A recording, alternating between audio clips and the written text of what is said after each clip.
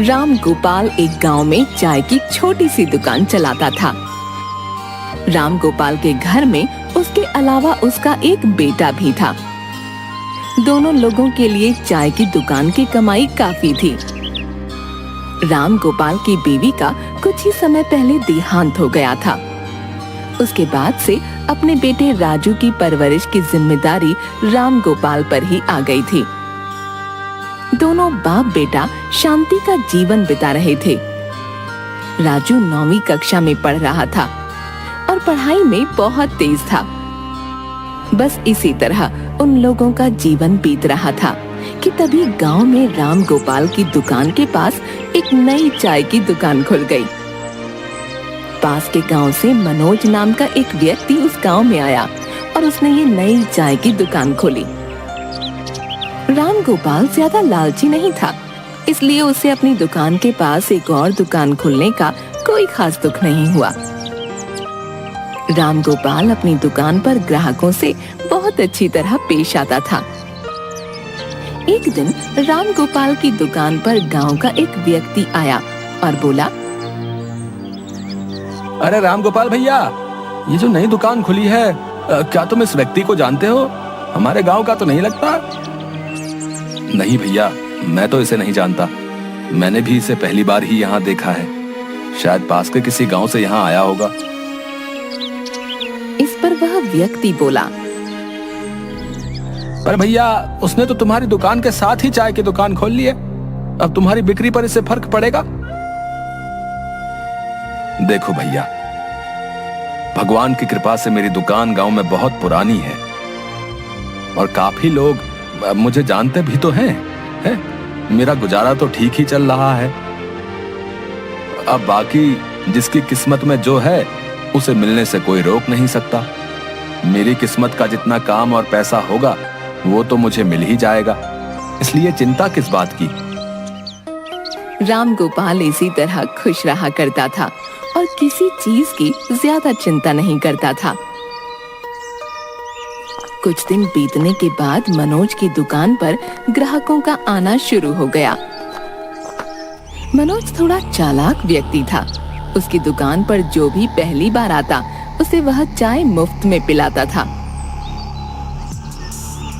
अरे गांव के लोगों, मेरी दुकान पर जो भी पहली बार आएगा उसे मैं चाय मुफ्त में दूंगा। यदि आपको चाय अच्छी लगे तो आप दोबारा मेरी दुकान पर आइएगा। इस तरह लोगों को रिझाने के लिए वो तरह तरह के तरीके अपनाता रहता था। उसने अपनी दुकान पर शहर से लाकर कुछ खाने पीने की नई नई चीजें भी रखी हुई थीं, जिससे कि गांव के लोग आकर्षित होकर उसकी दुकान पर आते थे। मनोज की दुकान में लोगों को कुछ अलग तरह का स्वाद आता था और लोग उसकी दुकान पर बार बार आना पसंद करने लगे। मनोज की बिक्री देखते ही देखते बढ़ने लगी और राम गोपाल की दुकान पर ग्राहक कम होने लगे। गांव के लोग आपस में बातें करते, अरे भाई, ये मनोज की दुकान की चाय तो मतलब बहुत ही बढ़िया है। मन करता है कि रोज ही उसकी दुकान पर जाकर चाय पिया करे भैया। है? हाँ भैया, बिल्कुल सही कह रहे हो। इसकी दुकान पर आकर चाय ना पी ली जाए तब तक मन नहीं मानता भैया। गांव में सभी लोगों को इसकी चाय बहुत पसंद आ रही है, तभी तो देखो इसकी बिक्री दिनों दिन बढ़ती जा रही है।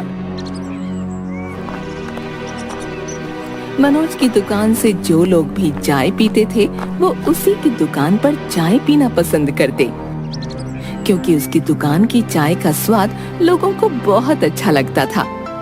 देखते ही देखते राम गोपाल की दुकान की बिक्री कम होने लगी। अब राम गोपाल को चिंता सताने लगी कि यदि ऐसे ही चलता रहा तो उसका घर चलाना भी मुश्किल हो जाएगा। आखिर घर खर्च के पैसे और बेटे की पढ़ाई का खर्च आएगा कहां से? राम गोपाल काफी चिंतित रहने लगा। इसी चिंता में वह एक दिन घर पर उदास बैठा कुछ सोच रहा था। तभी उसका बेटा राजू वहां आता है और कहता है, क्या हुआ पिताजी, आप ऐसे उदास क्यों बैठे हैं?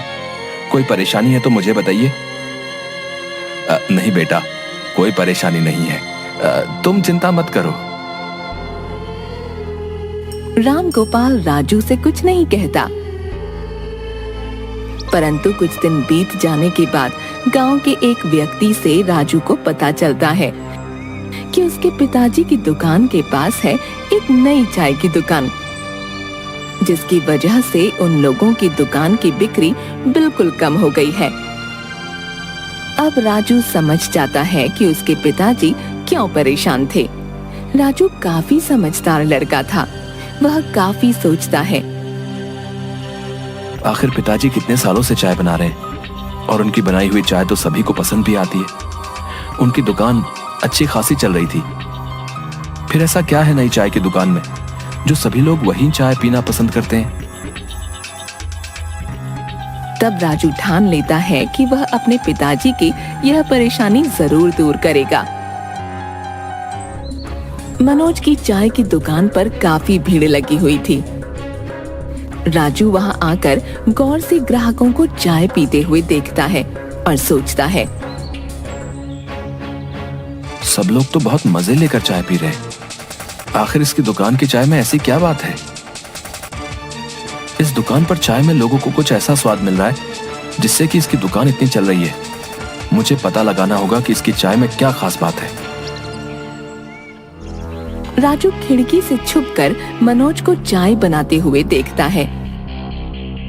राजू बहुत गौर से मनोज को देख रहा था। उसने चाय में सारी वही चीजें डाली जो कि हर जगह चाय में डलती हैं। परंतु आखिर में उसने नीचे से एक हरा डिब्बा निकालकर उसमें से कुछ पाउडर सा चाय में डाला और वो डब्बा छुपाकर नीचे ही रख दिया। ये सब देखकर राजू को कुछ अटपटा सा लगा। वो मन ही मन सोचने लगा, यदि सारी सामग्री ऊपर खुले में रखी हुई है तो फिर इसने हरे डिब्बे को नीचे छुपाकर क्यों रखा हुआ है? जरूर दाल में कुछ काला है। राजू वहां से निकलकर अपने घर आ जाता है और इस घटना के बारे में काफी सोचता है। राजू के स्कूल का टीचर रमाकांत बहुत ही अच्छा था और वो राजू से बहुत प्यार करता था। राजू अपने टीचर की मदद लेने की सोचता है और उन्हें सारी बात बताता है। सारी घटना सुनने के बाद रमाकांत राजू से कहता है, राजू, तुमने जो सब कुछ मुझे बताया वो कुछ अटपटा तो लग रहा है, परंतु बिना सबूत के हम उस व्यक्ति पर किसी भी तरह का कोई इल्जाम नहीं लगा सकते। तुम एक काम करो, अपना मोबाइल ले जाकर वहीं छुपकर उसका एक वीडियो बना लो। यदि हमारे पास सबूत होगा तो हम उसे पकड़वा सकते हैं। जी सर, आप बिल्कुल ठीक कह रहे हैं। मैं कल ही छुपकर उसका वीडियो बना लूंगा। अगले दिन राजू पूरी तैयारी के साथ मनोज की दुकान पर जाता है और वही खिड़की के पास छुपकर खड़ा हो जाता है। मनोज की दुकान पर ग्राहकों की इतनी भीड़ होती है कि उसे कुछ पता नहीं चलता कि कोई उसे छुपकर देख रहा है। वह रोजाना की तरह ही चाय बनाने में व्यस्त था। पहले दिन की तरह ही मनोज ने चाय बनाने के बाद नीचे से हरा डब्बा निकालकर चाय में कुछ डाला और वो डिब्बा छुपाकर वहीं रख दिया। इस सारी घटना का वीडियो राजू ने बना लिया और वैसे ही अपने टीचर के पास गया। सर देखिए, मैंने वीडियो बना लिया है। आप ध्यान से देखिए कि मनोज इसमें छुपकर डिब्बे से क्या निकाल रहा है। रमाकांत उस वीडियो को ध्यान से देखते हैं और कहते हैं, हाँ राजू, तुम ठीक कह रहे थे। कुछ ना कुछ तो गड़बड़ है, जिस तरह से यह डिब्बा इतने नीचे छुपा कर रखा हुआ है। पर राजू, इसमें दिख नहीं रहा कि वो क्या चीज है। जब तक हमें यह पता नहीं चल जाता कि वो कोई गलत चीज है, तब तक हम किस तरह उसे पकड़वा सकते हैं। देखने में तो ऐसा ही लग रहा है कि जरूर कोई ना कोई गलत चीज है। हमें पक्के सबूत के लिए वो पाउडर हासिल करना होगा। यदि तुम हिम्मत दिखाओ तो ये काम हो सकता है। तुम उसकी दुकान पर जाकर मनोज की नजर से बचकर वो पाउडर का सैंपल ले आओ। पहले हम उसकी जांच करा लें। यदि कुछ गड़बड़ हुई तो हम कल ही पुलिस को लेकर पूरी तैयारी के साथ मनोज की दुकान पर जाएंगे और सारी बात का खुलासा करेंगे।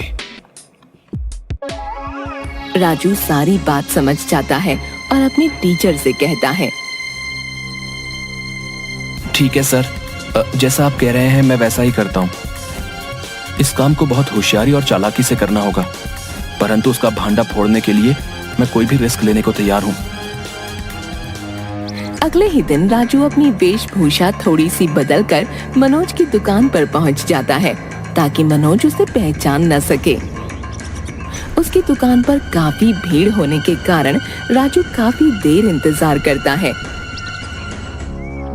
और जैसे ही मनोज बाहर ग्राहकों से पैसे लेने में व्यस्त होता है, तुरंत ही राजू उस डिब्बे में से थोड़ा सा पाउडर निकालकर रुमाल में रखकर उसे अपने थैले में रख लेता है।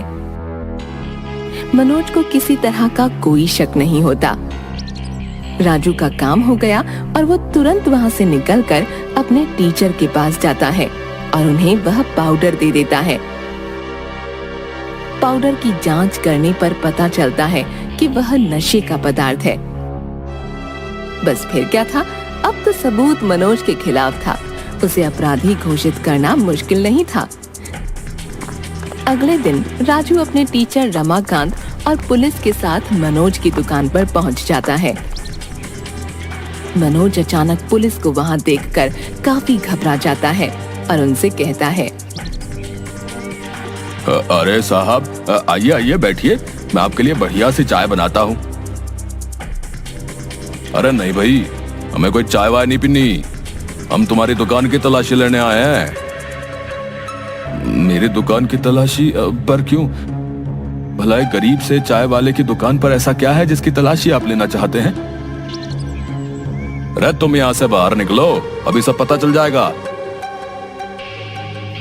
राजू के बताए अनुसार पुलिस वाले उस जगह की हर चीज की तलाशी लेने लगते हैं और जैसा कि वीडियो में रिकॉर्ड हुआ था, वहाँ एक हरा डब्बा मिल जाता है। पुलिस वाले जैसे ही उस डब्बे को खोलते हैं, उसमें एक सफेद पाउडर मिलता है। अरे ये क्या है, हैं?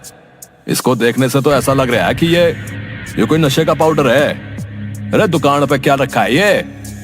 आखिर चाय की दुकान पर इस पाउडर की क्या जरूरत है भाई? जी जी जी, ये कुछ नहीं है, कुछ नहीं है। कुछ लोगों को चीनी की चाय पसंद नहीं आती, तो ये पाउडर मैंने इसीलिए रखा हुआ है। हाँ। पुलिस वालों को समझ आ जाता है कि मनोज झूठ बोल रहा है। अरे इस पाउडर को हम जांच के लिए लैब में आगे भेजेंगे, तुम्हारे झूठ और सच का पता जल्दी चल जाएगा। पुलिस वाले मनोज को हिरासत में ले लेते हैं और उसकी दुकान पर ताला लगाकर मनोज को अपने साथ ले जाते हैं।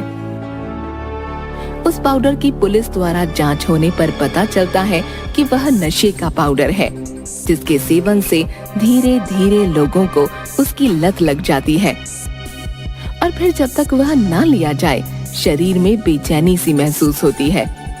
पुलिस वाला रमाकांत और राजू से कहता है, यह नशे का पाउडर मनोज शहर से खरीद कर लाता था और जानबूझकर अपनी चाय में डालता था ताकि लोगों को इसकी लत लग जाए। शुरू में इसके कोई नुकसान पता नहीं चलते, परंतु धीरे धीरे शरीर को इसकी लत लग जाती है। मनोज ने अपनी चाय की दुकान चलाने के लिए, अपनी बिक्री बढ़ाने के लिए लोगों की जिंदगियों से ये खिलवाड़ किया। उसको तो अब जेल होगी। पुलिस वाला रमाकांत और राजू का शुक्रिया अदा करता है और उनसे कहता है कि भाई तुम लोगों ने बहुत ही समझदारी और होशियारी से काम लिया, जिससे कि गांव वालों की जान बच पाई। यदि समय रहते ही ये सब न रोका गया होता ना, तो सभी गांव वालों को इस नशे की लत लग जाती भाई। रमाकांत राजू को बहुत शाबाशी देता है और उससे कहता है, तुमने बहुत ही बहादुरी और समझदारी का परिचय दिया और गांव वालों को इस शहर से बचा लिया। गांव वाले भी राजू और रमाकांत का बहुत शुक्रिया अदा करते हैं कि सही समय पर उन्होंने मनोज की पोल खोलकर गांव वालों को बचा लिया। अब राम गोपाल की दुकान दोबारा चलने लगती है और राजू भी बहुत खुश हो जाता है कि उसने अपने पिताजी की बहुत बड़ी परेशानी को दूर कर दिया और गांव वालों को भी बचा लिया।